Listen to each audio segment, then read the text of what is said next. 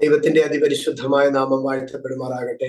അനുഗ്രഹീതമായി കർത്തൃ ദിവസത്തിൽ വീണ്ടെടുക്കപ്പെട്ട ദൈവജനത്തോടും അഭിഷിക്തന്മാരോടും ഒപ്പമായിരിക്കാൻ സ്വർഗം നൽകുന്ന കൃപയ്ക്ക് ഞാൻ ദൈവത്തിന് നന്ദി പറയുന്നു. പ്രത്യേകാൽ ദൈവസഭയുടെ മേൽ ദൈവമാക്കി വെച്ചിരിക്കുന്ന അഭിഷിക്ത ദൈവപ്രത്യേക വർഷസമയങ്ങൾ ആരോഗ്യത്തോടും ബലത്തോടും കർത്താവിന്റെ ദാസനെ കാണുവാൻ സ്വർഗം നൽകുന്ന എല്ലാ കൃപയ്ക്കും ഞാൻ ദൈവത്തിന് ഒത്തിരി നന്ദി പറയുന്നു. ദൈവസഭയിലെ ഓരോ പ്രിയപ്പെട്ടവരെയും സ്വർഗം സംരക്ഷിക്കുന്ന സൂക്ഷിക്കുന്ന വിധങ്ങളെ ഓർത്ത് ദൈവത്തിന് നന്ദി അർപ്പിക്കുന്നു. ഇന്നലകളെ കാട്ടിൽ ഉപരിയായി കർത്താവിനോട് അടുത്ത് നിൽക്കുവാൻ, ദൈവത്തിന്റെ സാന്നിധ്യം അനുഭവിപ്പാൻ, ദൈവത്തിന്റെ കൃപ അനുഭവിപ്പാൻ, ദൈവകൃപയ്ക്കകത്ത് പൊതിയപ്പെട്ട് ജീവിക്കുവാൻ സ്വർഗം നമ്മളെ പ്രാപ്തരാകട്ടെ. ഈ 2025 ഒന്നാം മാസത്തെക്കാട്ടിലും അധികമായി കർത്താവിനെ അടുത്തറിയുന്ന ദിവസങ്ങളായി, കർത്താവിന്റെ കൃപ പ്രാപിക്കുന്ന ദിവസങ്ങളായി ഈ 2ാം മാസം മാറട്ടെ എന്നും പ്രാർത്ഥിക്കുന്നു.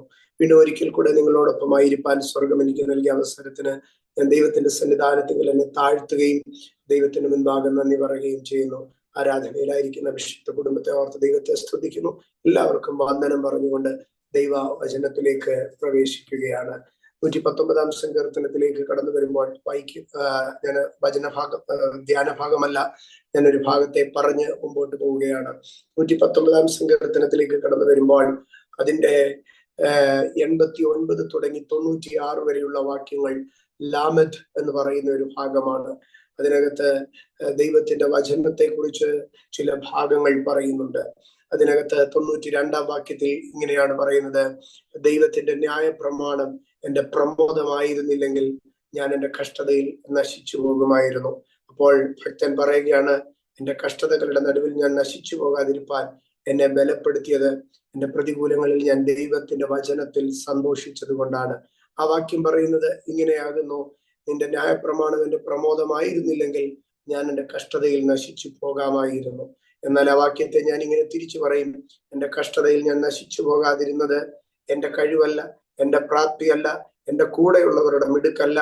എന്റെ ഹൃദയത്തിൽ ദൈവത്തിന്റെ വചനത്തെ മുറുകെ പിടിച്ച് ഞാൻ സന്തോഷിച്ചത് കൊണ്ടാണ്. എന്റെ മേൽ കിടന്ന വാഗ്ദത്തങ്ങളെ ഞാൻ മുറുകെ പിടിച്ചത് കൊണ്ടാണ്. എന്റെ മേൽ കിടന്ന വാഗ്ദത്തങ്ങളിൽ ഞാൻ വിശ്വസിച്ചത് കൊണ്ടാണ്. വചനത്തിൽ പ്രമോദിക്കുന്നവനെ കഷ്ടതയ്ക്ക് നശിപ്പിക്കാൻ കഴിയത്തില്ല. 92 വാക്യം അതാണ് പറയുന്നത്: വചനത്തിൽ പ്രബോധിക്കുന്നവനെ കഷ്ടതകൾക്ക് നശിപ്പിക്കാൻ കഴിയത്തില്ല. ഇന്ന് പകൽ എന്നോട് ചേർന്ന് അതരം തുറന്ന് പറഞ്ഞാട്ടെ: വചനത്തിൽ പ്രമോദിക്കുന്നവനെ കഷ്ടതകൾക്ക് നശിപ്പിക്കാൻ കഴിയത്തില്ല. വചനത്തിൽ പ്രമോദിക്കുന്നവനെ കഷ്ടതകൾക്ക് നശിപ്പിക്കാൻ കഴിയത്തില്ല. വീണ്ടും അതിന്റെ അടുത്ത ഭാഗം 93 വാക്യത്തിൽ പറയുകയാണ്: ഞാൻ ഒരു നാളും നിന്റെ പ്രമാണങ്ങളെ മറക്കയില്ല, അവയെ കൊണ്ടല്ലോ നീ എന്നെ ജീവിപ്പിച്ചിരിക്കുന്നത്. അങ്ങനെയെങ്കിൽ ദൈവത്തിന്റെ പ്രമാണങ്ങളെ ഓർക്കും തോറും അത് മരണത്തിന്റെ ശക്തികളെ കീഴ്പ്പെടുത്തുന്നതും നമ്മളെ ജീവിപ്പിക്കുന്നതും നമ്മളെ ശക്തീകരിക്കുന്നതും ആയിരിക്കും. വീണ്ടും അതിന്റെ 94 വാക്യത്തിൽ പറയുകയാണ്: ഞാൻ നിനക്കുള്ളവനത്രേ, എന്നെ രക്ഷിക്കണമേ, ഞാൻ നിന്റെ പ്രമാണങ്ങളെ അന്വേഷിക്കുന്നു. ഞാൻ നിന്റെ പ്രമാണങ്ങളെ അന്വേഷിക്കുന്നു. സഹോദരങ്ങളെ, ചില സമയങ്ങളുണ്ട് നമ്മുടെ ജീവിതത്തിൽ ദൈവത്തിന്റെ വചനം, ദൈവം നമ്മോട് ഇങ്ങോട്ട് വന്ന് സംസാരിച്ചു കൊണ്ടേയിരിക്കും. ദൈവശബ്ദം ഉറക്കത്തിൽ കേൾക്കും, സ്വപ്നത്തിൽ കേൾക്കും, എപ്പോഴും ദൈവശബ്ദം കേട്ടുകൊണ്ടിരിക്കും. പക്ഷെ ഒരു വേള ദൈവത്തിന്റെ ശബ്ദം ഒത്തിരി ഈസിയായി നമുക്ക് audible ആകാതിരിക്കുമ്പോൾ we should seek it, we should search it. ഞങ്ങൾ ദൈവത്തിന്റെ വചനത്തെ, പ്രമാണങ്ങളെ അന്വേഷിച്ചു കൊണ്ടേയിരിക്കുന്നുവെന്ന്. വീണ്ടും 95 വാക്യത്തിലേക്ക് വരുമ്പോൾ പറയുകയാണ്: ദുഷ്ടന്മാർ എന്നെ നശിപ്പിപ്പാൻ പതിയിരിക്കുന്നു, ഞാനോ നിന്റെ സാക്ഷ്യങ്ങളെ ചിന്തിച്ചുകൊള്ളും. ജീവിതത്തിൽ പ്രതികൂലങ്ങൾ വരുമ്പോൾ നമ്മുടെ ഭാവിയെ കുറിച്ച് ചിന്തിക്കരുത്, നമ്മുടെ ബലഹീനതകളെ കുറിച്ച് ചിന്തിക്കരുത്, നമ്മുടെ പോരായ്മകളെ കുറിച്ച് ചിന്തിക്കരുത്. ദൈവത്തിന്റെ വചനത്തെ, ദൈവത്തിന്റെ സാക്ഷ്യങ്ങളെ കുറിച്ച് ചിന്തിച്ചു കൊണ്ടേയിരിക്കുക. ഇത്ര മനോഹരമായ ഒരു അനുഭവം. 1, ദൈവത്തിന്റെ വചനത്തിൽ പ്രമോദിക്കുക. 2, ദൈവത്തിന്റെ വചനത്തെ ഓർക്കുക. 3, ദൈവത്തിന്റെ വചനത്തെ അന്വേഷിക്കുക. 4, ദൈവത്തിന്റെ വചനത്തെ ചിന്തിക്കുക. ഈ ലാമെദ് എന്ന് പറയുന്ന 119 സങ്കീർത്തനത്തിലെ 89 തുടങ്ങി 96 വരെയുള്ള ഭാഗങ്ങൾ പറയുന്നത് ദൈവത്തിന്റെ വചനത്തിൽ പ്രമോദിക്കുക, ദൈവത്തിന്റെ വചനത്തെ ഓർക്കുക, ദൈവത്തിന്റെ വചനത്തെ അന്വേഷിക്കുക, ദൈവത്തിന്റെ വചനത്തെ ചിന്തിച്ചു കൊള്ളുക. നമുക്ക് ഈ 4 അനുഭവങ്ങളും നമ്മുടെ ജീവിതത്തിൽ മുറുകെ പിടിക്കാം. ഇന്ന് പകൽക്കാലം നമ്മുടെ ധ്യാനത്തിനായി 86 സങ്കീർത്തനം അതിന്റെ 17 വാക്യത്തിലേക്ക് ഞാൻ നിങ്ങളുടെ ശ്രദ്ധയെ കൊണ്ടുവരികയാണ്. 86 സങ്കീർത്തനം അതിന്റെ 17 വാക്യം. നമുക്ക് ഒരുമിച്ച് ആ ഭാഗം ഇങ്ങനെ വായിക്കാം. എന്നെ പകയ്ക്കുന്നവർ കണ്ട് ലജ്ജിക്കേണ്ടതിന് നന്മയ്ക്കായി ഒരടയാളം എനിക്ക് തരണമേ. യഹോവേ, നീ എന്നെ സഹായിച്ച് ആശ്വസിപ്പിച്ചിരിക്കുന്നല്ലോ. ആ വാക്യം തിരിച്ചാണ് നമ്മൾ വായിക്കുമ്പോൾ കുറച്ചും കൂടെ മനസ്സിലാകും. ഇതിന്റെ അവസാന ഭാഗം വായിച്ചിട്ട് നമുക്ക് ആദ്യത്തെ ഭാഗത്തിലേക്ക് കയറാം. യഹോവേ, നീ എന്നെ സഹായിച്ചു, നീ എന്നെ ആശ്വസിപ്പിച്ചു, പക്ഷേ എന്നെ പകയ്ക്കുന്നവർ കണ്ട് ലജ്ജിക്കേണ്ടതിന് നന്മയ്ക്കായ ഒരു അടയാളം കൂടെ എനിക്ക് തരണം. ഞാൻ ഒരിക്കൽ കൂടെ പറയാം. കർത്താവെ, നീ എന്നെ സഹായിച്ചു, സത്യമാണ്. കർത്താവെ, നീ എന്നെ ആശ്വസിപ്പിച്ചു, പക്ഷേ എന്നെ പകയ്ക്കുന്നവർ കണ്ട് ലജ്ജിക്കേണ്ടതിന് എനിക്കൊരു അടയാളം കൂടെ വേണം. ദൈവം എന്റെ സഹായകനാ, ദൈവം എന്റെ ആശ്വാസകനാ, പക്ഷേ എനിക്ക് ദൈവത്തിൽ നിന്ന് ഒരടയാളം കൂടെ വേണം. കണ്ടോ, തൃപ്തിയില്ലാതെ, ദൈവത്തിന്റെ സന്നിധിയിൽ തൃപ്തിയില്ലാത്ത ഒരു മനുഷ്യൻ, ദൈവത്തിന്റെ സന്നിധിയിൽ ആർത്തിയുള്ള ഒരു മനുഷ്യൻ അനുഭവിച്ച കൃപ കൊണ്ടും അഭിഷേകം കൊണ്ടും ശുശ്രൂഷ കൊണ്ടും തൃപ്തനാവുകയല്ല, ദൈവിക വിടുതലുകളിൽ തൃപ്തനാവുകയല്ല, ദൈവത്തിൽ നിന്ന് പിന്നെയും അധികമായതിനെ പ്രതീക്ഷിക്കുകയാണ്, ദൈവത്തിൽ നിന്ന് ഉയർന്നതിനെ പ്രതീക്ഷിക്കുകയാണ്, ദൈവത്തിൽ നിന്ന് ഉന്നതമായതിനെ പ്രതീക്ഷിക്കുകയാണ്. ഞാൻ ഇന്ന് ആരംഭത്തിൽ ഓർപ്പിക്കട്ടെ, ദൈവത്തിൽ നിന്ന് ഉയർന്നതിനെയും ഉന്നതമായതിനെയും ആഴമേറിയതിനെയും വിശാലമായതിനെയും പ്രതീക്ഷിക്കുന്നവരായി നമുക്ക് നിൽക്കാം. ഇവിടെ പറയുകയാണ്, ദൈവം എന്നെ സഹായിച്ചു, ദൈവം എന്നെ ആശ്വസിപ്പിച്ചു, പക്ഷെ എനിക്ക് ലഭിച്ച സഹായം പോരാ, എനിക്ക് ലഭിച്ച ആശ്വാസവും പോരാ, എനിക്ക് ദൈവത്തിൽ നിന്ന് ഒരു അടയാളം വേണം. ഈ ആരാധനയിൽ ദൈവം എനിക്ക് നൽകിയ ദൂത് ഇതാണ്: ദൈവത്തിൽ നിന്ന് ചില അടയാളങ്ങളെ പ്രാപിക്കുക. ദൈവം സഹായിച്ചത് പോരാ, ദൈവം ആശ്വസിപ്പിച്ചത് പോരാ, ദൈവത്തിൽ നിന്ന് ചില അടയാളങ്ങൾ പ്രാപിച്ചെടുക്കുക. സഹോദരങ്ങളെ, അടയാളം എന്ന് പറയുമ്പോൾ 2 വിധത്തിലുണ്ട് ദൈവത്തിന്റെ അടയാളങ്ങൾ. ദൈവത്തിന്റെ അടയാളങ്ങൾ 2 അളവിലുണ്ട്. ഒന്ന്, യെശയ്യാ പ്രവചനം 8-ാം അധ്യായം 18-ാം വാക്യത്തിലേക്ക് വരുമ്പോൾ യെശയ്യാ 8:18 പറയുകയാണ്, ഇതാ ഞാനും യഹോവ എനിക്ക് തന്ന മക്കളും സിയോൻ പർവ്വതത്തിൽ അധിവസിക്കുന്ന സൈന്യങ്ങളുടെ യഹോവയാൽ ഇസ്രായേലിൽ അടയാളങ്ങളും അത്ഭുതങ്ങളും ആയിരിക്കുന്നു. യെശയ്യാ 8:18 പറയുന്നത് നമ്മൾ തന്നെ ഒരു അടയാളമായി മാറുന്നു എന്നാണ് പറയുന്നത്. എന്റെ ദൈവം എന്നെ ഒരു അടയാളമാക്കി, എന്റെ ദൈവം എന്നെ ഒരു അത്ഭുതമാക്കി. ദൈവത്തോട് അടയാളം ചോദിക്കുന്ന ഒരു മനുഷ്യൻ ദൈവത്താൽ ഒരു അടയാളമായി മാറ്റപ്പെടും. ഇന്ന് പകൽക്കാലം വിശ്വസിച്ചു തുടങ്ങിയാട്ടെ, ദേശത്തിന്റെ നടുവിൽ I shall be a sign of God, I shall be a wonder of God. ദൈവത്തിന്റെ ഒരു അടയാളം, ദൈവത്തിന്റെ ഒരു കൊടി, ദൈവത്തിന്റെ ഒരു മുദ്ര, ദൈവത്തിന്റെ ഒരു അടയാളമായി ഞാൻ മാറ്റപ്പെടും. സിയോൻ പർവ്വതത്തിൽ അധിവസിക്കുന്ന സൈന്യങ്ങളുടെ യഹോവയാൽ ഞാൻ ദേശത്തിൽ ഒരു അടയാളമായിരിക്കും. I shall be a sign of God, I shall be a sign of the kingdom of God, I shall be a wonder of God. ദൈവത്തിന്റെ മിറക്കിളായി, ദൈവത്തിന്റെ അത്ഭുതമായി ഞാൻ ജീവിക്കും. കണ്ടോ, ഒന്ന് നാം ദൈവത്തിന്റെ അടയാളങ്ങളായി മാറ്റപ്പെടുക. എന്നാൽ ഇതേ ദൈവത്തിന്റെ വേറെ ഒരു അടയാളത്തെ നമുക്ക് കാണാം. സംഖ്യാപുസ്തകം 26-ാം അധ്യായത്തിലേക്ക് കടന്നു വരുമ്പോൾ, സംഖ്യാപുസ്തകം 26-ാം അധ്യായം അതിന്റെ 10-ാം വാക്യത്തിൽ ഇങ്ങനെയാണ് എഴുതിയിരിക്കുന്നത്: ഭൂമി വായി തുറന്ന് അവരെയും കോരഹിനെയും വിഴുങ്ങിക്കളയുകയും തീ 250 പേരെ ദഹിപ്പിക്കുകയും ചെയ്ത സമയം ആ കൂട്ടം മരിച്ചു, അവർ ഒരടയാളമായി തീർന്നു. കണ്ടോ, അവിടെ ഒരടയാളമുണ്ട്. കോരഹിനെയും കൂടെയുള്ള 250 പേരെയും ദൈവം കത്തിച്ചു കളയുമ്പോൾ അതും ഒരടയാളമാണ്. 2 types of സയൻസ്, 2 വിധത്തിലുള്ള അടയാളങ്ങളാണ് നമുക്ക് കാണുവാൻ കഴിയുന്നത്. ഒന്ന്, അത്ഭുതങ്ങളാകുന്ന അടയാളങ്ങൾ, ദൈവത്തിന്റെ അടയാളങ്ങൾ. 2, അവൻ ഒരു കമ്പനി നശിച്ചു പോകുന്നോ, അവൻ പൂർണ്ണമായി നിർമൂലമാകുന്നോ, അവനെ ഭൂമി വിഴുങ്ങിക്കളഞ്ഞ് കൺസ്യൂം ചെയ്ത് ദഹിപ്പിച്ചു കളയുന്നോ, അതും ദൈവത്തിന്റെ അടയാളമാണ്.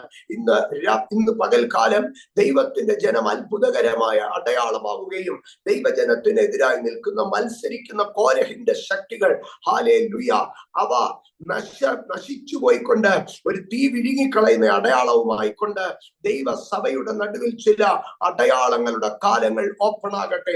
ഇന്ന് രാത്രി, ഇന്ന് പകൽക്കാലം പ്രാർത്ഥിച്ചു തുടങ്ങിയാട്ടെ, എനിക്ക് ദൈവത്തിൽ നിന്നൊരു അടയാളം വേണം. സഹോദരങ്ങളെ, ഒരു അടയാളത്തിന്റെ കാലമുണ്ട്, സീസൺ ഓഫ് സയൻസ്. ഞാൻ ഒന്നാമതായി അടയാളത്തെ ആഗ്രഹിക്കണമെന്ന് പറഞ്ഞു. രണ്ടാമതായി ടു ടൈപ്സ് ഓഫ് സൈൻസ്, രണ്ട് വിധത്തിലുള്ള അടയാളങ്ങളെ പറഞ്ഞു. മൂന്നാമതായി ഞാൻ പറയുവാൻ ആഗ്രഹിക്കുന്നത് സീസൺ ഓഫ് സയൻസ്. ദൈവത്തിന്റെ അടയാളങ്ങളുടെ ഒരു കാലമുണ്ട്. ഇന്ന് ഈ അടയാളങ്ങൾക്ക് ഒരു കാലമുണ്ട്. പുറപ്പാട് പുസ്തകം 7-ാം അധ്യായത്തിലേക്ക് കടന്നു വരുമ്പോൾ, പുറപ്പാട് പുസ്തകം 7-ാം അധ്യായം അതിന്റെ 3-ാം വാക്യത്തിൽ പറയുകയാണ്, ഞാൻ ഫറവോന്റെ ഹൃദയം കഠിനമാക്കും, ഞാൻ ഫറവോന്റെ ഹൃദയം കഠിനമാക്കും. അടുത്ത ഭാഗത്ത് പറയുകയാണ്, മിസ്രൈം ദേശത്ത് എന്റെ അടയാളങ്ങളും അത്ഭുതങ്ങളും പെരുകും. ഞാൻ ഓർപ്പിക്കട്ടെ ദൈവമക്കളെ, എവിടെയൊക്കെ ഫറവോന്റെ ഹൃദയം കഠിനമാകുന്നോ, എവിടെയൊക്കെ ദൈവജനത്തിനെതിരായി നിൽക്കുന്ന ദുർശക്തികൾ കഠിനമായി ദൈവജനത്തിനെതിരെ അധികാരം പ്രയോഗിക്കുന്നോ, ദൈവജനത്തിനെതിരെ ദുരാത്മാക്കളെ അഴിച്ചുവിട്ട് ദൈവജനത്തിനെതിരെ ദ്രോഹം ചെയ്യുന്നോ, ആ സീസണെ ദൈവം തന്റെ അടയാളങ്ങളുടെ സീസണായി മാറ്റിയെടുക്കുക. ഇന്ന് പകൽക്കാലം നിനക്കെതിരെ പൈശാചിക മണ്ഡലങ്ങൾ വാടകോരി അന്ധകാര ശക്തികൾ യുദ്ധത്തിന് പോർവിളി ഉയർത്തുമ്പോൾ ദൈവജനം തിരിച്ചറിഞ്ഞാട്ടെ, this is the season of signs and wonders. ദൈവം പറയുകയാണ്, നീ ഒരു കാര്യം അറിയണം, ഇതാ പിശാച് നിനക്കെതിരെ കയറി വരുമ്പോൾ, ഫറവോൻ തന്റെ ഹൃദയം നിനക്കെതിരെ കഠിനമാക്കുമ്പോൾ, ഞാൻ നിന്റെ ജീവിതത്തിൽ ഒരു സീസൺ ആരംഭിക്കുകയാണ്. അത്ഭുതങ്ങളുടെയും അടയാളങ്ങളുടെയും പെരുക്കം സംഭവിക്കുന്ന, I shall multiply my signs and wonders. ഞാൻ മിസ്രൈം ദേശത്ത് എന്റെ അടയാളങ്ങളും അത്ഭുതങ്ങളും പെരുക്കും. ഇന്ന് പകൽ ഇതിനകത്തിരിക്കുന്ന ദൈവജനത്തിന്റെ അടുക്കൽ ഞാൻ പറയട്ടെ, ഹോളി സ്പിരിറ്റ് സ്തോത്രം, നിങ്ങൾക്കെതിരെ ചില അധികാരങ്ങൾ കഠിനമാകുമ്പോൾ, നിങ്ങൾക്കെതിരെ ചില ഫറവോന്യ ശക്തികൾ കഠിനമാകുമ്പോൾ, നിങ്ങളെ നശിപ്പിക്കുവാൻ തക്കവണ്ണം ചില ശക്തികൾ എഴുന്നേറ്റ് വരുമ്പോൾ, അവിടെ ദൈവം പറയുകയാണ്, ഇതാ എന്റെ അടയാളങ്ങളുടെ സീസൺ ആരംഭിക്കുവാൻ പോകുന്നു, എന്റെ അത്ഭുതങ്ങളുടെ സീസൺ ആരംഭിക്കുവാൻ പോകുന്നു. ശത്രു നിനക്കെതിരെ കയറി വരുമ്പോൾ നീ ഭയപ്പെടുകയല്ല, പകരം ദൈവത്തിന്റെ അടയാളങ്ങൾ ആരംഭിക്കുവാൻ പോകുന്നുവെന്ന് പറഞ്ഞാട്ടെ. സ്തോത്രം. പുറപ്പാട് 7:3 നമ്മൾ ഇത് വായിച്ചത്. പുറപ്പാടിലെ 1-2 വാക്യങ്ങളെ കൂടെ ഞാൻ കാണിക്കാം. Season of science. പുറപ്പാട് പുസ്തകം 10-ാം അധ്യായം അതിന്റെ 1-ാം വാക്യത്തിൽ ഇങ്ങനെയാണ് എഴുതിയിരിക്കുന്നത്, യഹോവ പിന്നെയും മോശയോട്, നീ ഫറവോന്റെ അടുക്കൽ ചെല്ലുക, ഞാൻ അവന്റെ മുമ്പിൽ എന്റെ അടയാളങ്ങളെ ചെയ്യേണ്ടതിനും ഞാൻ മിസ്രൈമിൽ പ്രവർത്തിച്ച കാര്യങ്ങളും അവരുടെ മധ്യേ ചെയ്ത അടയാളങ്ങളും നീ നിന്റെ പുത്രന്മാരോടും പൗത്രന്മാരോടും വിവരിക്കേണ്ടതിനും ഞാൻ യഹോവ ആകുന്നു എന്ന് നിങ്ങൾ അറിയേണ്ടതിനും ഞാൻ അവന്റെയും ഭൃത്യന്മാരുടെയും ഹൃദയം കഠിനമാക്കിയിരിക്കുന്നു എന്ന് പറഞ്ഞു. കണ്ടോ, ഇവിടെ ദൈവം പറയുന്ന ഒരു വാക്ക് കേട്ടോ, മോശേ, നീ ഫറവോന്റെ കൊട്ടാരത്തിലേക്ക് കയറി പോകണം, അവന്റെ ഹൃദയം കഠിനമാകും. അവന്റെ ഹൃദയം കഠിനമായത് എന്തിനാണെന്നും കൂടെ ഞാൻ നിന്നോട് പറയാം. നിന്റെ മക്കളോടും കൊച്ചുമക്കളോടും പറയത്തക്കവണ്ണം നീ കാണേണ്ടത് മാത്രമല്ല, നീ കാണേണ്ടതും നിന്റെ മക്കളോടും നിന്റെ കൊച്ചുമക്കളോടും പറയേണ്ടത് എന്ന് പറഞ്ഞാൽ, ഹിസ്റ്ററിയിൽ റെക്കോർഡ് ചെയ്യപ്പെടത്തക്കവണ്ണം ചില സയൻസ് ആൻഡ് വണ്ടേഴ്സും നടക്കേണ്ടതിന് വേണ്ടിയാണ് ഫറവോന്റെ ഹൃദയം കഠിനമായിരിക്കുന്നത്. ഇന്ന് പ്രതികൂലങ്ങളെ നോക്കി എത്ര പേർക്ക് പറയാൻ കഴിയും, some historical signs and wonders are going to be happened in this season. Hallelujah. ചില ചരിത്രപരമായ അത്ഭുതങ്ങളും അടയാളങ്ങളും നടക്കുന്ന കാലമാണ് ഫറവോന്റെ ഹൃദയം കഠിനമാകുന്ന കാലം. ദൈവം മോശയുടെ അടുക്ക പറഞ്ഞു, മോശേ, ഫറവോന്റെ ഹൃദയം ഞാൻ കഠിനമാക്കും, ഞാൻ മിസ്രൈമിൽ അത്ഭുതങ്ങളും അടയാളങ്ങളും പെരുക്കും. എന്നിട്ട് 10-ാം അധ്യായത്തിൽ പിന്നെയും പറയുകയാണ്, മോശേ, നീ ഫറവോന്റെ അടുക്കൽ കയറി പോകണം, നീ ഫറവോന്റെ അടുക്കൽ കയറി ചെന്നിട്ട് അവന്റെ മുമ്പാകെ കയറി നിൽക്കണം. അവിടെ കയറി നിൽക്കുമ്പോൾ അവൻ ഹൃദയം കഠിനമാക്കും. അവൻ ഹൃദയം കഠിനമാക്കുമ്പോൾ നീ പേടിക്കരുത്. അവൻ ക്രൂരമായി ഇടപെടുമ്പോൾ നീ പേടിക്കരുത്. അവൻ ദൈവഭയമില്ലാതെ പ്രവർത്തിക്കുമ്പോൾ നീ പേടിക്കരുത്. നീയും നിന്റെ മക്കളും നിന്റെ കൊച്ചുമക്കളും അറിയത്തക്കവണ്ണം some historical signs and wonders, ചരിത്രത്തിൽ രേഖപ്പെടുത്തുന്ന ചില അത്ഭുതങ്ങളും അടയാളങ്ങളും സംഭവിക്കുവാനാണ് അവന്റെ ഹൃദയം കഠിനമാകുന്നത്. ഇന്ന് പകൽക്കാലം ദൈവജനത്തിനെതിരെ കഠിനമാകുന്ന ചില പരിശോധനകളെ, പ്രതിസന്ധികളെ, പ്രതികൂലങ്ങളെ നോക്കിയിട്ട് പറഞ്ഞാട്ടെ, ചരിത്രത്തിൽ രേഖപ്പെടുത്തത്തക്കവണ്ണം ചില അത്ഭുതങ്ങളും അടയാളങ്ങളും സംഭവിക്കുവാൻ പോകുന്നു. സ്തോത്രം. എന്റെ സഹോദരങ്ങളെ, ദൈവത്തിന്റെ അടയാളങ്ങളുടെ സീസണാണ് നമ്മൾ ധ്യാനിച്ചത്. അടുത്ത ഭാഗത്തിലേക്ക് കടന്നു വരാം. ദൈവം അടയാളങ്ങളിൽ അടയാളങ്ങളിൽ കൂടെ ആഗ്രഹിക്കുന്ന വിഷയങ്ങൾ എന്താണ്? ഒന്ന്, രണ്ടുവിധ അടയാളങ്ങൾ. രണ്ട്, സ്തോത്രം, അടയാളങ്ങളുടെ സീസൺ ഏത്? മൂന്ന്, അടയാളങ്ങൾ എന്തിനു വേണ്ടിയാണ് ദൈവം ചെയ്യുന്നത്? റോമാലേഖനം 15-ാം അധ്യായത്തിലേക്ക് കടന്നു വരുമ്പോൾ, റോമാലേഖനം 15-ാം അധ്യായം അതിന്റെ 18-ാം വാക്യത്തിൽ ഇങ്ങനെയാണ് എഴുതിയിരിക്കുന്നത്: ക്രിസ്തു ഞാൻ മുഖാന്തിരം ജാതികളുടെ അനുസരണത്തിനായിട്ട്. ആ വാക്ക് നിങ്ങളൊന്ന് ശ്രദ്ധിക്കണമേ. ജാതികളുടെ അനുസരണത്തിനായിട്ട്. To make the gentiles obedient. ജാതികളെ മെരുക്കിയെടുക്കേണ്ടതിന്, ജാതികളുടെ അനുസരണത്തിനായിട്ട് വചനത്താലും പ്രവൃത്തിയാലും അടയാളങ്ങളുടെയും അത്ഭുതങ്ങളുടെയും ശക്തി കൊണ്ടും പരിശുദ്ധാത്മാവിന്റെ ശക്തി കൊണ്ടും പ്രവർത്തിച്ചതല്ലാതെ മറ്റൊന്നും മിണ്ടുവാൻ ഞാൻ തുനിയുകയില്ല. ഇവിടെ പറയുന്ന പ്രധാനമായ 4 ശക്തികളുണ്ട്. ഒന്ന്, ദൈവത്തിന്റെ വചനം. രണ്ട്, ദൈവത്തിന്റെ പ്രവൃത്തി. മൂന്ന്, ദൈവത്തിന്റെ അടയാളങ്ങളുടെയും അത്ഭുതങ്ങളുടെയും ശക്തി.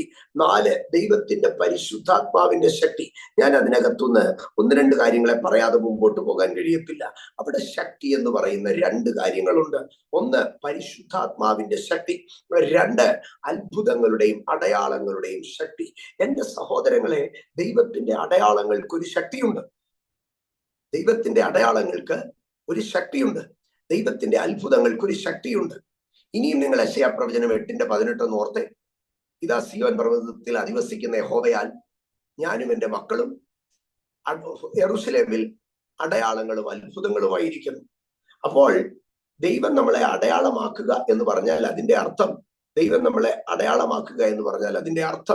ദൈവം നമ്മളിൽ കൂടെ തന്റെ ശക്തിയെ വെളിപ്പെടുത്തുന്നു. അതാ റോമർക്ക് ലേഖനം എഴുതുമ്പോൾ പൗലോസ് പറയുകയാണ്, ജാതികളുടെ അനുസരണത്തിനായിട്ട്, to make the gentiles obedient. ദൈവം പ്രവർത്തിച്ചു.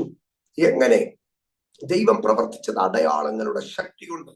ഇന്ന് പകൽക്കാലം ദൈവത്തിന്റെ പൈതലേ, ദൈവസഭയുടെ അടുക്കൽ ഞാൻ പറയട്ടെ, ചില ജാതീയ ശക്തികളെ ദൈവം കീഴ്പ്പെടുത്തുന്ന ദിവസങ്ങൾ, ചില ജാതീയ ബലങ്ങളെ ദൈവം കീഴ്പ്പെടുത്തുന്ന ദിവസങ്ങൾ. അതെങ്ങനെയാണ് ദൈവം കീഴ്പ്പെടുത്തുന്നത്?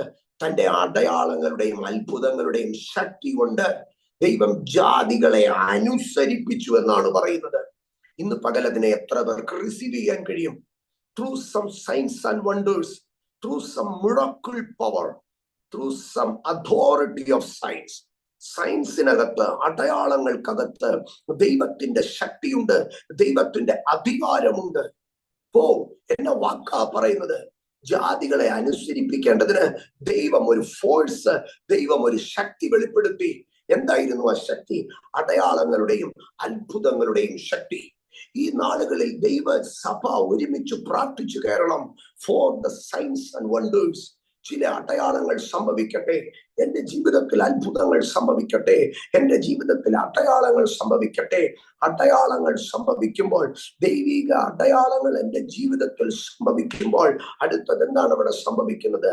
ആ അടയാളങ്ങളിൽ കൂടെ ജാതികൾ കീഴടങ്ങുവാൻ തുടങ്ങും. Obedience of Gentiles, otherwise submission, ജാതികളുടെ കീഴടങ്ങലുകൾ സംഭവിക്കും.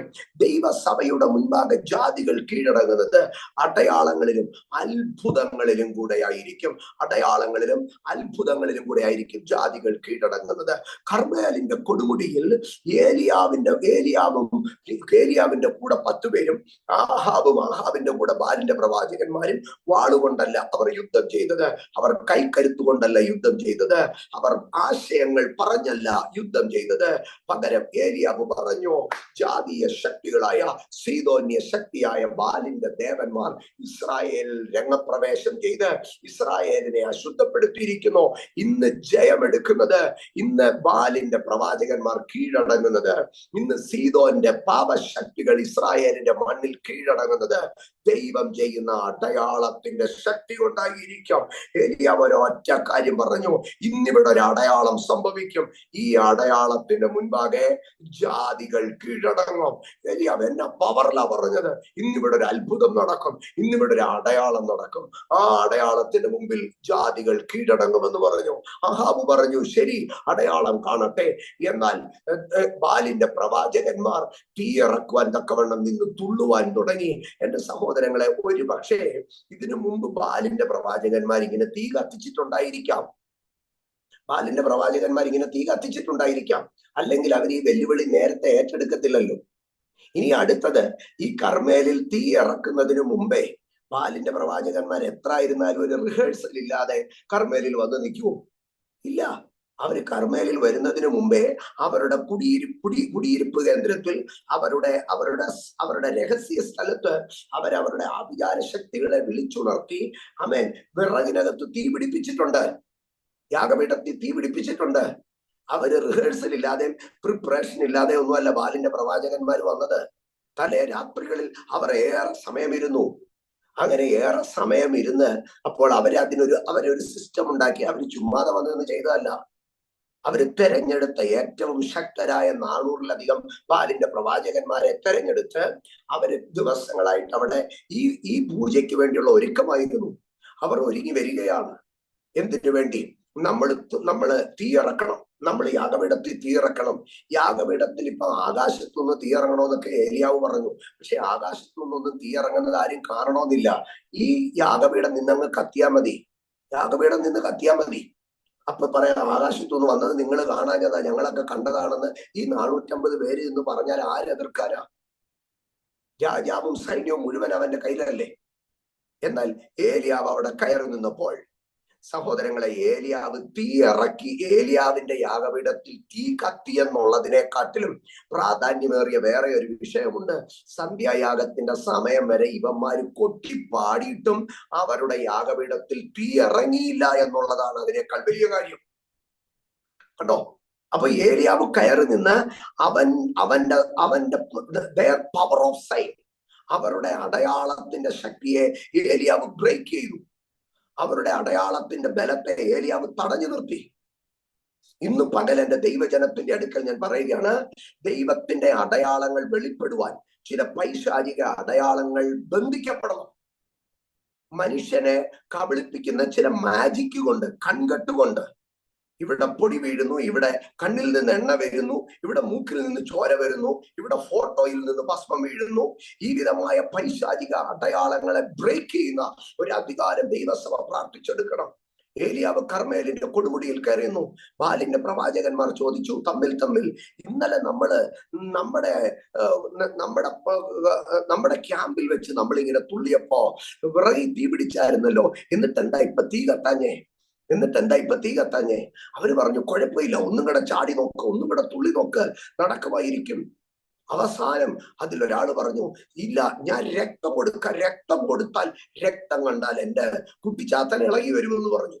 ആകയാൽ അവർ മുറിവേൽപ്പിച്ച് കുട്ടിച്ചാത്തനെ വിളിച്ചു, കുട്ടിച്ചാത്ത, ഇന്നലകളിലൊക്കെ ഇവിടെ വന്ന് തീ കത്തിച്ചില്ലേ, എന്താ കുട്ടിച്ചാത്ത കത്തിക്കാത്തത്? പക്ഷെ ഒറ്റ കുട്ടിച്ചാത്തന കർമ്മേലിന്റെ കൊടുമുടിയിൽ കയറിയില്ല. കാരണം കടന്നു വന്ന സകല കുട്ടിച്ചാത്തന്മാരും ഏലിയാവെന്ന ഒരു മനുഷ്യൻ അവിടെ നിൽക്കുന്നത് കാണുകയാ.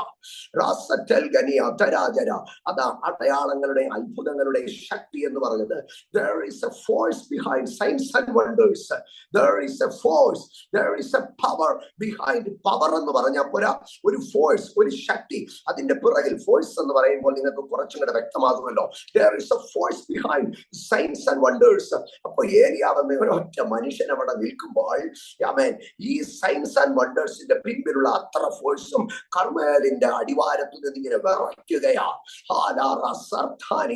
കാരണം ദൈവം ഈ ഏലിയാവിന് മുമ്പ് ഇസ്രായേലിലുള്ള ഏറ്റവും ശക്തനായ പ്രവാചകൻ മോശയായിരുന്നു. മോശ സീനായ് പർവ്വതത്തിന്റെ മുകളിൽ കയറുമ്പോൾ ദൈവം ഒരു കാര്യം പറഞ്ഞു. ഈ സീനായ് പർവ്വതത്തിൽ മോശ കയറി നിൽക്കുമ്പോൾ ഈ പർവ്വതത്തിന്റെ അടിവാരത്ത് പോലും ഒരുത്തൻ തൊട്ടുപോയേക്കരുതെന്ന്. എന്നാൽ അതേപോലെ ഇപ്പോൾ ആ ന്യായപ്രമാണത്തിന് വേണ്ടി ജീവിക്കുന്ന ഏലിയാവ് കർമ്മേലിന്റെ കൊടുമുടിയിൽ കയറിയപ്പോൾ സ്വർഗം പറഞ്ഞു, ഒരു കുട്ടിച്ചാത്തനും ഈ കർമ്മേലിന്റെ അടിവാരത്ത് പോലും കയറിപ്പോയേക്കരുതെന്ന്. ബാലിന്റെ പ്രവാചകന്മാർ നിന്ന് തുള്ളുകയും നിലവിളിക്കുകയും ചെയ്തപ്പോൾ ബാലിന്റെ കുടിയിരിപ്പ് കേന്ദ്രങ്ങളിൽ നിന്ന് അന്ധകാര ശക്തികളെല്ലാം ഓടി കർമ്മേലിന് ചുറ്റും വന്നു. പക്ഷെ അവർ പറയുകയാണ്, ഞങ്ങൾക്ക് കർമ്മേലിലേക്ക് കയറാൻ കഴിയുന്നില്ല, അവിടെ ഒരു മനുഷ്യൻ നിപ്പുണ്ട്, അവനെ കണ്ടിട്ട് ഞങ്ങൾക്ക് അങ്ങോട്ട് കയറാൻ പറ്റുന്നില്ല. ഇന്ന് പകലെന്നെ കേൾക്കുന്ന എന്റെ ദൈവമക്കളുടെ അടുക്കൽ ഞാൻ പറയട്ടെ, there is a force behind the signs and wonders. അതുകൊണ്ടാണ് അന്ത്യകാലത്ത് വ്യാജാത്മാക്കളും അത്ഭുതങ്ങളും അടയാളങ്ങളും ചെയ്യും. പരിശുദ്ധാത്മാവിന്റെ വേഷം ധരിച്ച അന്ധകാര ശക്തികൾ അത്ഭുതങ്ങളും അടയാളങ്ങളും ചെയ്യും. നമ്മൾ ഇതൊക്കെ കണ്ടോണ്ടിരിക്കേണ്ടിവരല്ല. നമ്മൾ ദൈവസഭ അതിനെ പിടിച്ചു കെട്ടേണ്ടിവരാണ്. നമ്മൾ എപ്പോഴും പറയും ഏരിയാവിന്റെ പ്രാർത്ഥനയ്ക്ക് തീ ഇറങ്ങിയെന്ന്. ഏരിയാവിന്റെ പ്രാർത്ഥനയ്ക്ക് തീ ഇറങ്ങുക മാത്രമായിരുന്നില്ല, ബാലിന്റെ യാഗപീഠത്തിൽ തീ ഇറങ്ങാതിരുന്നതും തീ കത്താതിരുന്നതും ഏരിയാവിന്റെ സാന്നിധ്യത്തിനകത്തായിരുന്നു. ഞാൻ പാർക്കുന്ന ദേശത്ത് അന്യജാതികളുടെ തീ കത്തത്തില്ല. ഞാൻ പ്രാർത്ഥിക്കുന്നിടത്ത് ദൈവസഭയുടെ തീ കത്തും. Holy Spirit. എത്ര പേർ ഇന്ന് പകൽ എന്നോടൊപ്പം ദൈവരാജ്യത്തിനു വേണ്ടി ഏലിയാവിനെ പോലെ നിൽക്കാൻ, ദൈവസന്നിധിയിൽ ഉറച്ചു നിൽക്കുവാൻ കഴിയും? കണ്ടോ, പരിശുദ്ധാത്മാവിന്റെ ശക്തിയാൽ ഉണ്ടായ അത്ഭുതങ്ങളും അടയാളങ്ങളൊന്നും അല്ല എഴുതിയിരിക്കുന്നത്.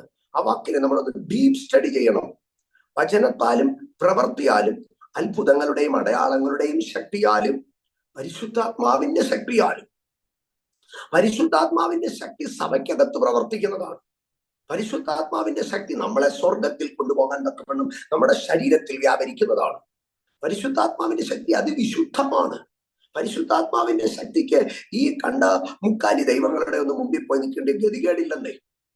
പകരം അതിന് ദൈവത്തിന്റെ അത്ഭുതങ്ങളുടെയും അടയാളങ്ങളുടെയും ഫോഴ്സ് ആണ് ദൈവം ഉപയോഗിക്കുന്നത്. ഹോളി സ്പിരിറ്റ്, ഇന്ന് പകൽക്കാലം നമ്മളുടെ ഇടയിൽ ഒരു വലിയ ശക്തി വ്യാപരിക്കണം. അത്ഭുതങ്ങളുടെയും അടയാളങ്ങളുടെയും ശക്തി. അമേ, നമുക്ക് ദൈവത്തോട് പ്രാർത്ഥിക്കാം സഹോദരങ്ങളെ. Lord, send me the power of signs and wonders. Send me the power of signs and wonders. നമ്മുടെ കുഞ്ഞുങ്ങളെ ഒക്കെ നമ്മൾ എൻകറേജ് ചെയ്യണം. അമേൻ. അവരെ ഏർജ് ചെയ്യണം. മക്കളെ, നിന്റെ അകത്ത് the power of Holy Ghost. രണ്ട്, the power of signs and wonders.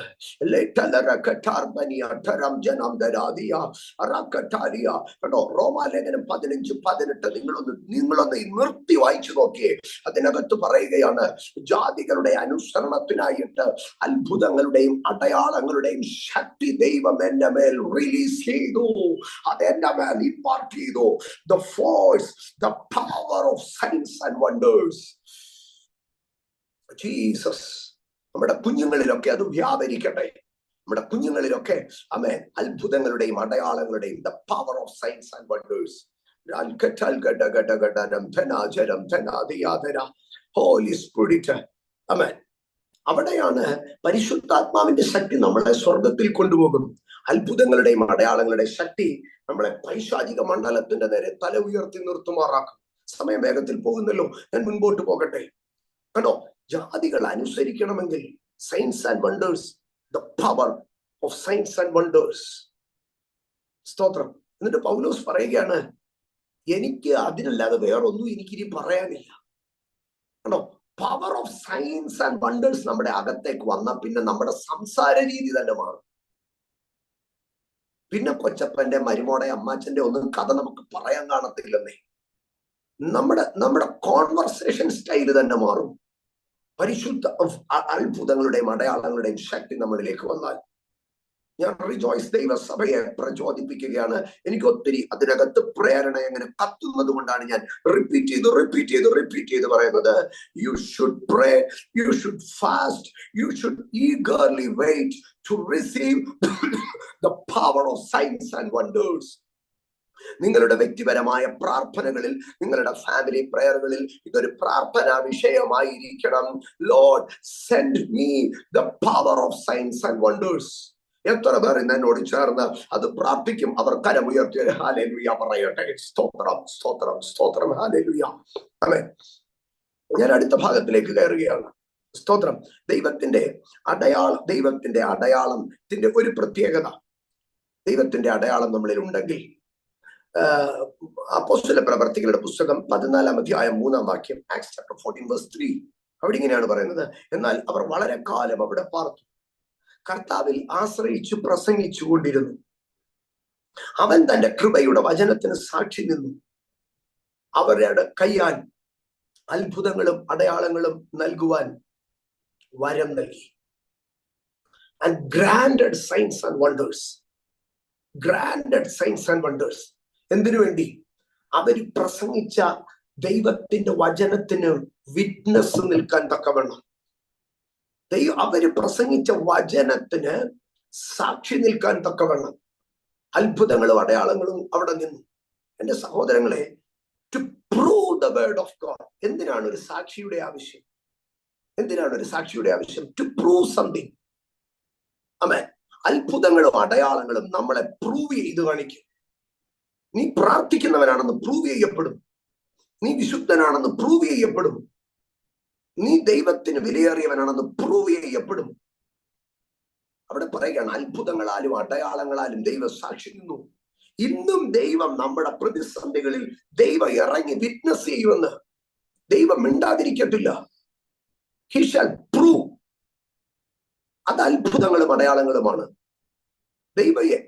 എവിടെയൊക്കെ ദൈവജനം പ്രതിസന്ധിയിലായിട്ടുണ്ടോ, ദൈവം വിറ്റ്നസ് ചെയ്തത് സയൻസ് ആൻഡ് വണ്ടേഴ്സിൽ കൂടെയാണ്. ശാദ്രക് മേശക് അബേദ്നെഗോ തീച്ചുളയിൽ പോയി ദൈവം അവരുടെ വിശ്വാസം സത്യമാണെന്ന് സാക്ഷി നിന്നത് മിറക്കിൾ സയൻസ് ആൻഡ് വണ്ടേഴ്സിൽ കൂടെയാണ്. ദാനിയേലിന്റെ സിംഹക്കുഴി സയൻസ് ആൻഡ് വണ്ടേഴ്സിൽ കൂടെയാണ് ദൈവം ആൻസർ ചെയ്തത്. ഇന്ന് പകൽ എന്നെ കേൾക്കുന്ന എന്റെ ദൈവമക്കളോട് ഞാൻ പറയട്ടെ, he shall be your witness through signs and wonders. പ്രതികൂലത്തിന്റെ കാറ്റുകൾ അടിക്കുമ്പോൾ, ശത്രു നിങ്ങൾക്കെതിരെ വാദഗതി ഉയർത്തുമ്പോൾ, പിശാചി നിങ്ങൾക്കെതിരെ ആമേൻ നിങ്ങളെ തേച്ചു മായ്ച്ചു കളയാൻ, കോടതിയിൽ നിങ്ങളെ തോൽപ്പിക്കാൻ, നിങ്ങളെ ഇല്ലായ്മ ചെയ്യുവാൻ നിൽക്കുമ്പോൾ, ദൈവം നിങ്ങൾക്ക് വേണ്ടി ഇറങ്ങി വന്ന് സാക്ഷിയായിട്ട് നിൽക്കും. He shall be your witness. എതിർപക്ഷിയുടെ മുൻപാകെ ദൈവം നിന്നെ പ്രൂവ് ചെയ്യും. നിന്റെ പരമാർത്ഥതയെ, നിന്റെ പ്രാർത്ഥനയെ, നിന്റെ വിശ്വാസത്തെ ദൈവം പ്രൂവ് ചെയ്യും. എങ്ങനെയാ പ്രൂവ് ചെയ്യുന്നതെന്ന് അറിയാമോ? He shall prove his word through signs and wonders. അവൻ തന്റെ കൃപയുടെ വചനത്തിന് സാക്ഷി നിന്നു, അത്ഭുതങ്ങളിൽ കൂടെ, അടയാളങ്ങളിൽ കൂടെ. ഞാൻ അതിന് ഒരു തലം കൂടെ പറയാം. നിങ്ങളുടെ മേൽ ദൈവത്തിന്റെ വാഗ്ദത്തം ഉണ്ടെന്ന് ദൈവം പ്രൂവ് ചെയ്യുന്നത് അടയാളങ്ങളിൽ കൂടെ ആയിരിക്കും. നിങ്ങളോട് ദൈവം പറഞ്ഞിട്ടുണ്ട് എന്ന് ദൈവത്തിന്റെ ആമേൻ ആ ഫേവർ വേർഡ്, കൃപയുടെ വചനം, word of favour, word of grace, word of promise, നിങ്ങളോട് ദൈവത്തിന്റെ വാഗ്ദത്തം ഉണ്ടെന്ന് പ്രൂവ് ചെയ്യുന്ന വിറ്റ്നസ് ആയിട്ട് ദൈവം സയൻസ് ആൻഡ് വണ്ടേഴ്സിനെ വിടും. ഇന്ന് പകൽ വാഗ്ദത്തങ്ങൾ നിങ്ങളുടെ മേളിൽ കിടപ്പുണ്ടെങ്കിൽ നിങ്ങൾക്ക് പ്രാർത്ഥിക്കാൻ അവകാശമുണ്ട്. For the signs and wonders. Holy Spirit. ആമേൻ. അടുത്ത ഭാഗത്തിലേക്ക് എബ്രായർ 2:3 ഇതിനോട് ചേർത്ത് നോട്ട് എഴുതുന്നവരുള്ളത് കൊണ്ട് ഞാൻ പറഞ്ഞു പോവുകയാണ്. എബ്രായ ലേഖനം 2-ാം അധ്യായം 3-ാം വാക്യവും ഇതിനോട് ചേർത്ത് പഠിക്കുവാൻ കഴിയുന്ന ഭാഗമാണ്. അടയാളങ്ങൾ സംഭവിക്കണം. അടയാളങ്ങൾ സംഭവിച്ചേ മതിയാകൂ. അതുകൊണ്ടാണ് യോഹന്നാന്റെ സുവിശേഷം 2-ാം അധ്യായത്തിലേക്ക് കടന്നു വരുമ്പോൾ, യോഹന്നാന്റെ സുവിശേഷം 2-ാം അധ്യായം അതിന്റെ 11-ാം വാക്യത്തിൽ ഇങ്ങനെയാണ് എഴുതിയിരിക്കുന്നത്: യേശു ഇതിനെ അടയാളങ്ങളുടെ ആരംഭമായി ഗലീലയിലെ കാനാവിൽ വെച്ച് ചെയ്തു. തന്റെ മഹത്വം വെളിപ്പെടുത്തി. അവന്റെ ശിഷ്യന്മാർ അവനിൽ വിശ്വസിച്ചു. അതിനകത്ത് ഒത്തിരി 3 ഭാഗങ്ങൾ പ്രധാനമായി പറയാനുണ്ട്. പക്ഷെ ഞാൻ അതിൽ 2 കാര്യങ്ങൾ മാത്രം പറയുകയാണ്. അവിടെ പറയുകയാണ്, യേശു ഇതിനെ അടയാളങ്ങളുടെ ആരംഭമായി ചെയ്തു. അടയാളങ്ങളുടെ ആരംഭമായി ചെയ്തു. തന്റെ മഹത്വത്തെ വെളിപ്പെടുത്തി. കർത്താവ് അടയാളം ചെയ്താൽ എന്ത് സംഭവിക്കും? അടയാളത്തിൽ കൂടെ ദൈവമഹത്വം വെളിപ്പെടും. Signs shall manifest the glory of God. Signs and wonders will manifest the glory of God. സ്തോത്രം. ഇവിടെ എന്നാൽ അവിടെ പറയുകയാണ്, യേശു ഇതിനെ അടയാളങ്ങളുടെ ആരംഭമായി ഗലീലയിലെ കാനാവിൽ വെച്ച് ചെയ്തു. എന്താണ് യേശുവിടെ ചെയ്ത അടയാളം? എന്താ യേശുവിടെ ചെയ്ത അടയാളം? യേശുവിടെ ചെയ്ത അടയാളം, ഒന്നാമത്തെ അടയാളം, യേശു സ്തോത്രം അകത്തുണ്ടായ ശൂന്യത മാറ്റാൻ. ഞാൻ ഒരിക്കൽ കൂടെ പറയാം, അകത്തുണ്ടായ ശൂന്യത മാറ്റാൻ ദൈവം പുറത്ത് നിറച്ചു. ഞാൻ ഒന്നുകൂടെ പറയാം, അകത്തുണ്ടായ ശൂന്യത മാറ്റാൻ ദൈവം പുറത്തു നിറച്ചു. സ്തോത്രം. അകത്ത് വിരുന്നുശാലയിലുണ്ടായ ശൂന്യത നിറയാൻ കർത്താവ് വിരുന്നുശാലയിലെ വീഞ്ഞുപാത്രങ്ങളെ അല്ല നിറച്ചത്, കർത്താവ് പുറംപറമ്പിൽ കിടന്ന കൽഭരണികളെയാ നിറച്ചത്. ഇന്ന് പകൽ ഞാൻ പറയട്ടെ, ചില അൾത്താരകൾക്കകത്ത്, ചില പള്ളിമേടകൾക്കകത്ത്, ചില കുടുംബങ്ങൾക്കകത്ത്, ചില ഇടങ്ങൾക്കകത്ത്, ചില പാരമ്പര്യത്തിനകത്തുണ്ടായ ശൂന്യതകൾ മാറുവാൻ ദൈവത്തിന് ഈ നാളുകളിൽ ചിലരെ നിറയ്ക്കാനുണ്ട്. അത് പുറത്തു പറമ്പിൽ കിടക്കുന്ന കൽഭരണിയെയാണ്. അതാണ് ദൈവത്തിന്റെ അടയാളം. അതാണ് ദൈവത്തിന്റെ അടയാളം. നിങ്ങളൊന്ന് ആലോചിച്ചേ, ഇവിടെ വീഞ്ഞില്ലാതിരിക്കുമ്പോഴാ കർത്താവ് പറയുന്നത് കാല് കഴുകുന്ന പാത്രത്തിൽ വെള്ളം നിറയ്ക്കാൻ. ആരെങ്കിലും അനുസരിക്കുന്ന കാര്യമാണോ ഇത്? വീഞ്ഞില്ലാതിരിക്കുമ്പോ അത് തന്നല്ല, വിരുന്ന് ആരംഭിക്കുമ്പോഴാ, എല്ലാരും വീട്ടിലേക്ക് വരുമ്പോഴാ കൽഭരണിക്കകത്ത് വെള്ളം നിറയ്ക്കേണ്ടത് കാല് കഴുകാൻ. പക്ഷെ എല്ലാരും അകത്ത് കയറി ഇനി തിരിച്ചു പോകാനിരിക്കുന്ന സമയത്ത് കർത്താവ് പറയുക കൽഭരണിക്കകത്ത് വെള്ളം കുറയ്ക്കാൻ. അൺടൈം ഓർഡറാണ്, ഒരു അൺടൈം ഓർഡറാണ്. കർത്താവ് പറയുകയാണ്, ഞാൻ ഓർഡർ ഇടുന്നത് അൺടൈം ആയിരിക്കും, പക്ഷെ നടക്കാൻ പോകുന്നത് മിറക്കിൾ ആയിരിക്കും. ചിലത് അൺടൈമായി നിങ്ങളുടെ ജീവിതത്തിൽ സംഭവിക്കുമ്പോൾ അത് ദൈവത്തിന്റെ മിറക്കിൾ റെലം ഓപ്പൺ ആവുകയാണ്. ഓ, ടൈമിൽ റൈറ്റ് ടൈം ചിലത് സംഭവിച്ചില്ല എന്ന് നീ പറയുമ്പോൾ അത് ദൈവത്തിന്റെ മിറക്കിൾ റെലം ഓപ്പൺ ആവുകയാണ്. അബ്രഹാമെ, 30-ലും 40-ലും 50-ലും 60-ലും 70-ലും എന്താ നിനക്ക് റൈറ്റ് ടൈമിൽ മക്കൾ ഉണ്ടാകാതിരുന്നത്? അബ്രഹാം പറയും, ദൈവത്തിന്റെ അത്ഭുതം നടക്കണമെങ്കിൽ അത് 90 കഴിഞ്ഞ് 100-ലെത്തിയാലേ പറ്റത്തുള്ളൂ. Holy spirit. ഓ, എലിസബത്തിന്റെയും സക്കറിയാവിന്റെ അടുക്ക പറഞ്ഞു സമയം കഴിഞ്ഞു പോയി എന്ന്. പക്ഷെ സക്കറിയാവ് പിൽക്കാലത്ത് പറഞ്ഞു റൈറ്റ് ടൈം ആയിരുന്നു. കാരണം യേശു ജനിക്കുന്ന സമയം വരെയോ എന്റെ എലിസബത്തിന്റെ മുറ നിന്നു പോകാതെ, അവളുടെ ഗർഭപാത്രം നശിച്ചു പോകാതെ ആ വാർദ്ധക്യത്തിലും തെരഞ്ഞെടുക്കുകയായിരുന്നു. ദൈവത്തിന് വേണമെങ്കിൽ സക്കറിയാവിന്റെ എലിസബത്തിന്റെ അടുക്കൽ അമ്മേ 30-ാമത്തെ വയസ്സിൽ പോട്ട് മക്കളെ, ഇപ്പൊ നിങ്ങൾക്ക് ഒരു കുഞ്ഞിരിക്കട്ടെ, നിങ്ങളുടെ തലമുറകളിൽ കൂടെ ഞാൻ ഇനി അടുത്ത അമ്മേ, ഈ സക്കറിയാവിനും എലിസബത്തിനും 30-ാമത്തെ വയസ്സിൽ ഒരു മോനുണ്ടായിരുന്നെങ്കിൽ ആ മോൻ കല്യാണം കഴിച്ച പ്രായമാവുമ്പോ യേശു ജനിച്ചാൽ മതിയായിരുന്നല്ലോ. സ്തോത്രം. പക്ഷെ ദൈവം അത് ചെയ്തില്ല. സക്കറിയാവിനെ എലിസബത്തിന്റെയും ഉദരത്തെ സൂക്ഷിച്ചു വെച്ചു. എലിസബത്തിന്റെ വാർദ്ധക്യം വരെ വേറെ ഒരു സന്തതി ജനിക്കാതെ എലിസബത്തിന്റെ ഗർഭപാത്രം ഇങ്ങനെ കർത്താവ് നിർജീവമാകാതെ സൂക്ഷിച്ചു വെക്കുകയാ. കാരണം കർത്താവിന് ഇതിനെ ഉപയോഗിക്കാനുള്ളത് മറിയയുടെ മേൽ പരിശുദ്ധാത്മാവ് വരുന്ന സമയത്താണ് സക്കറിയാവിന് ഇതിനെ ഉപയോഗിക്കാനുള്ളത്. നീ പലതും ലേറ്റ് ആയി പോയി, അൺടൈമിലാണ് നടക്കുന്നതെന്ന് പിറുപിറുക്കുമ്പോ സ്വർഗം പറയുകയാണ്, കുഞ്ഞെ, നിനക്കത് അൺടൈമായിട്ട് തോന്നും, പക്ഷെ അത് എന്റെ റൈറ്റ് ടൈമാണ്. നമ്മുടെ അൺടൈം ദൈവത്തിന്റെ റൈറ്റ് ടൈമാ. ആമേൻ. നോട്ട് എഴുതുന്നവരുണ്ടെങ്കിൽ അതിനകത്തൊരു കോളം ഇട്ട് എഴുതിക്കോ. ആമേൻ. എന്റെ അൺടൈം ദൈവത്തിന്റെ റൈറ്റ് ടൈമാ. ആമേൻ. My untime is God's right time. Holy Spirit. അപ്പൊ എല്ലാവരും ഇറങ്ങിപ്പോകുന്ന സമയത്ത് കർത്താവ് പറയാം കൽഭരണി നിറയ്ക്കാൻ. കർത്താവ് പറയുക, ഈ കൽഭരണിയാ നിറയേണ്ടത്, എനിക്ക് കൽഭരണിയാ നിറയ്ക്കേണ്ടത്. അതാ ദൈവത്തിന്റെ അടയാളം. എന്താ കൽഭരണി എന്നറിയാമോ? ഒത്തിരി വെട്ടുകൊണ്ടവനാ കൽഭരണി, ഒത്തിരി ഇടികൊണ്ടവനാ കൽഭരണി, ഒത്തിരി ഉളിയുടെ ചീള് കൊണ്ടവനാ കൽഭരണി, അകം മുറിഞ്ഞവനാ, അകം പോറിയവനാ, അകത്തെ പാറക്കട്ടയൊക്കെ കട്ടാ തെറിച്ചതാ. ഈ അകം മുറിഞ്ഞവനെ, അകം പൊള്ളിയവനെ, അകന്നീറിയവനെ നിറയ്ക്കുന്നതാണ് ദൈവത്തിന്റെ അടയാളം. യേശു കാനായിൽ ചെയ്ത അടയാളം എന്താണെന്ന് അറിയാമോ? അകം പൊട്ടിയവനെ നിറച്ചു.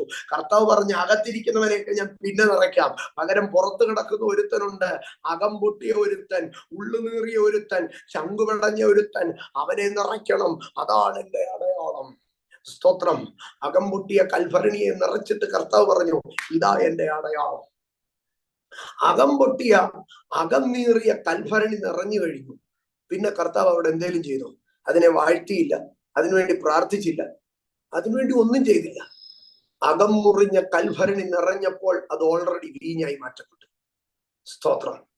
ചില മുറിവേറ്റ ഹൃദയങ്ങൾ നിറഞ്ഞാൽ വീഞ്ഞു തനിയെ ഉളവായി വരും. ഞാൻ മുമ്പോട്ട് പോവുകയാണ്. സ്തോത്രം. അടയാളങ്ങളുടെ ആരംഭം. ആമേൻ. ചിലത് അൺടൈമിൽ ചെയ്യുന്നത് റൈറ്റ് ടൈമായി മാറ്റപ്പെടും. അടയാളങ്ങളുടെ ആരംഭം പുറത്ത് കിടക്കുന്നവൻ നിറയ്ക്കപ്പെടും. അടയാളങ്ങളുടെ ആരംഭം അകം മുറിഞ്ഞവൻ നിറയ്ക്കപ്പെടും. അടയാളങ്ങളുടെ ആരംഭം അടയാളങ്ങൾ അത് ദൈവത്തിന്റെ മഹത്വത്തിന്റെ വെളിപ്പാടായിരിക്കും. ഞാൻ 2 ഭാഗം പറഞ്ഞ് വേഗത്തിൽ അവസാനിപ്പിക്കട്ടെ. യെശയ്യാപ്രവചനം 38:7 എന്താണ് ദൈവത്തിന്റെ? യെശയ്യാപ്രവചനം 55:13 എന്താണ് ദൈവത്തിന്റെ അടയാളം? മുള്ളിന് പകരം സരളവൃക്ഷം മുളയ്ക്കും, പറക്കാരയ്ക്ക് പകരം കൊഴുന്തു മുളയ്ക്കും. അത് യഹോവയ്ക്ക് ഒരു കീർത്തിയായും ഛേദിക്കപ്പെടാത്ത ശാശ്വതമായ ഒരു അടയാളമായിട്ടും ഇരിക്കും. എന്താണ് ദൈവത്തിന്റെ അടയാളം എന്നറിയാമോ? ഇന്നലെ വരെ മുള്ളു മുളച്ചെടുത്ത് സരളവൃക്ഷം മുളയ്ക്കും, പറക്കാര മുളച്ചെടുത്ത് കൊഴുന്ത് മുളയ്ക്കും. ഞാനതിലെ ഒരു ഭാഗം മാത്രം പറയാം. മുള്ളും സരളവൃക്ഷവും. മുള്ളെന്ന് പറഞ്ഞാൽ വേദനിപ്പിക്കുന്നതാണ്. പക്ഷെ സരളവൃക്ഷം എന്ന് പറഞ്ഞാൽ എന്തിനുപയോഗിക്കുന്നതാണെന്നല്ലോ? ഈ സരളവൃക്ഷത്തിൽ നിന്നാണ് അക്കാലത്തെ ഏറ്റവും കൂടുതൽ കിന്നരങ്ങള്, മ്യൂസിക്കൽ ഇൻസ്ട്രുമെന്റ്സ് ഉണ്ടാക്കിയിരുന്നത് മുഴുവൻ ഈ സരളവൃക്ഷത്തിൽ നിന്നാണ്. അപ്പൊ മുള്ളുകൊണ്ട് ഒരു മനുഷ്യനെ കുത്തിയാൽ എന്തോ ഉണ്ടാകും? വേദനയുണ്ടാകും. പക്ഷെ സരളവൃക്ഷം കൊണ്ട് ആമേൻ എന്തെങ്കിലും ഉണ്ടാക്കിയാൽ എന്തുണ്ടാകും? മനുഷ്യനിൽ പാട്ട് കേട്ട് സന്തോഷമുണ്ടാകും. അപ്പൊ കർത്താവ് പറയും, ഇന്നലെ വരെ സങ്കടം ഉണ്ടായ സ്ഥലത്തു നിന്ന് പറക്കാരയ്ക്ക് പകരം ഞാൻ കൊഴുന്ത് മുളപ്പിക്കും. പറക്കാര എന്ന് പറഞ്ഞത് ശാപമാണ്, പക്ഷെ കൊഴുന്ത് എന്ന് പറയുന്നത് സുഗന്ധത്തെ കാണിക്കുകയാണ്. ഇന്നലകളിൽ ശാപം വന്ന ഇടത്ത് ഞാൻ സുഗന്ധത്തെ ഉളവാക്കും. കണ്ടോ, ദൈവത്തിന്റെ പ്രോമിസ് കയറി വരുന്നത് കണ്ടോ? എന്നിട്ട് പറയാ, ഇതെന്റെ അടയാളമായിരിക്കും. The season shall be changed. അവസ്ഥകൾ മാറും, അത് ദൈവത്തിന്റെ അടയാളം. ദൈവത്തിന്റെ അടയാളം അവസ്ഥകളെ മാറ്റുന്നു. സമയം അവസാനിക്കുന്നതുകൊണ്ട് ഞാൻ പറഞ്ഞു നിർത്തുകയാണ്. ദൈവമക്കൾ ഓർത്തുകൊള്ളുക. യെശയ്യാ പ്രവചനം 38 അധ്യായം. ഹിസ്കിയാവിന് രോഗം വന്നു. ഹിസ്കിയാവിന്റെ അടുക്കൽ പറയുകയാണ്, യഹോവ താൻ അരുളി ചെയ്ത ഈ കാര്യം നിവർത്തിക്കുമെന്നുള്ളതിന് യഹോവയുടെ പക്കൽ നിന്ന് ഇത് നിനക്കൊരു അടയാളമാണ്. എന്തായിരിക്കും അടയാളം? അടയാളം ഇതാണ്: ഇറങ്ങിപ്പോയ സൂര്യഘടികാരത്തിലെ നിഴൽ തിരികെ കറങ്ങുവാൻ തുടങ്ങും. Your time, the recovering of the time. സമയങ്ങളെ ദൈവം തിരിച്ചെടുക്കും. അത് ദൈവത്തിന്റെ അടയാളമായിരിക്കും.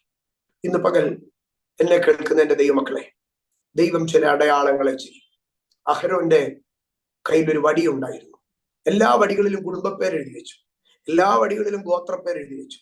പക്ഷെ അഹരോന്റെ വടിയെ കുടുംബപ്പേര് എഴുതാൻ പറ്റത്തില്ല, കാരണം കുടുംബത്തിലുള്ളവർ പോലും അഹരോന്റെ സൈഡല്ല. ഗോത്രപ്പേര് എഴുതാൻ പറ്റത്തില്ല, കാരണം ഗോത്രത്തിലുള്ളവരാരും അഹരോനുമായിട്ട് സെറ്റല്ല. ലേവ്യ ഗോത്രത്തിന്റെ പേര് വടി എഴുതിയാല് അവസാനം വടി തളിർത്ത് കഴിയുമ്പോ ലേവ്യരെല്ലാരും കൂടെ വന്ന് അഹരോനെ ചവിട്ടി തോട്ടിക്കളയും. കെഹാത്യരുടെ പേരെഴുതിയാലും നടക്കത്തില്ല. അതുകൊണ്ട് ദൈവം പറഞ്ഞു, അഹരോന് ജീവിതത്തിൽ തുണയായിട്ട് ഞാൻ നോക്കിയിട്ട് കെഹാത്യനും ഇല്ല, ലേവ്യനും ഇല്ല, ആരുമില്ല. രൂബേനും ശിമയോനും നഫ്താലിയും ദാനും ആശേരും ഗാദും ഇവരെല്ലാരും ഒറ്റക്കെട്ടാ. പക്ഷെ അഹരോൻ മാത്രം ഒറ്റപ്പെട്ടവൻ. എല്ലാവരും ഒറ്റക്കെട്ടാ, പക്ഷെ അഹരോൻ മാത്രം ഒറ്റപ്പെട്ടവനാ. അതുകൊണ്ട് എന്ത് ചെയ്തേര്? അവന്റെ പേര് മാത്രം എഴുതി വെച്ചേര്.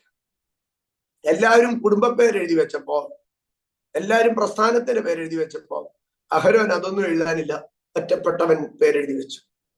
അന്ന് രാത്രി വടി തളിർത്തു, വെട്ടിയ വടി തളിർത്തു. ദൈവം പറഞ്ഞു, ഇത് മത്സരികൾക്കൊരടയാളമായിരിക്കും. വെട്ടിയ തടിയെ കുറിച്ച് എല്ലാവർക്കും ഒരു സ്വപ്നമുണ്ട്, ഇത് നാളെ വാടിപ്പോകും. നീ വാടുമെന്ന് പറഞ്ഞിടത്ത് നിന്നെ തളിർപ്പിക്കുന്നതാണ് ദൈവത്തിന്റെ അടയാളം. എന്റെ സഹോദരങ്ങളെ, നമുക്ക് അടയാളങ്ങൾ ആവശ്യമാണ്. സ്റ്റെഫാനോസിനെ കുറിച്ച് പറയുകയാണ് അപ്പോസ്തല പ്രവൃത്തികളുടെ പുസ്തകം 6 അധ്യായം 8 വാക്യം. അനന്തരം സ്റ്റെഫാനോസ് കൃപയും ശക്തിയും നിറഞ്ഞവനായി ജനത്തിൽ വലിയ അത്ഭുതങ്ങളും അടയാളങ്ങളും ചെയ്തു. ആമേൻ. സ്റ്റെഫാനോസ് കൃപയും ശക്തിയും നിറഞ്ഞവനായി, filled with grace and the power Holy Spirit. ഇത് അടയാളങ്ങളുടെ കാലമാണ്.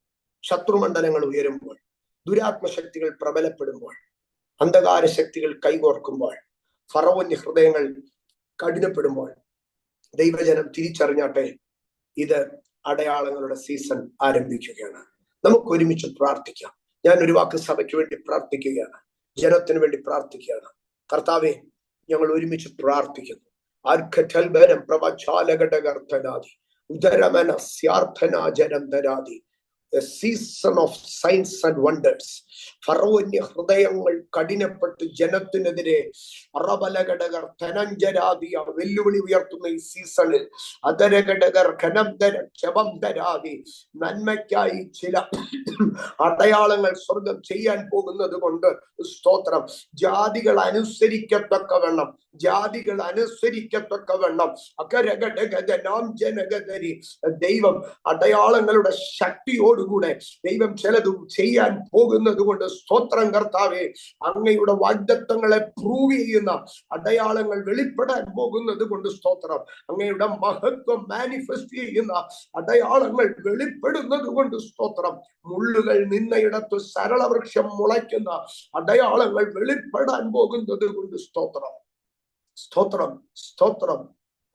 വലിയ അടയാളങ്ങളും അത്ഭുതങ്ങളും ചെയ്യത്തക്കവണ്ണം കർത്താവേ, അങ്ങയുടെ കൃപയും ശക്തിയും ഞങ്ങളുടെ മേൽ പകരണമേ. ജനത്തെ അനുഗ്രഹിക്കുന്നു, സഭയെ അനുഗ്രഹിക്കുന്നു, അഭിഷക്തന്മാരെ കൃപയ്ക്കകത്ത് പൊതിഞ്ഞു പിടിക്കണമേ. ഞങ്ങൾ ഒരുമിച്ച് തിരുസന്നിധിയോട് അടുത്തു വരുന്നു. ഈ ഫെബ്രുവരി മാസം അടയാളങ്ങളുടെയും അത്ഭുതങ്ങളുടേതുമായിരിക്കട്ടെ. യേശു ക്രിസ്തുവിൻ നാമത്തിൽ പിതാവേ, ആമേൻ, ആമേൻ, ആമേൻ.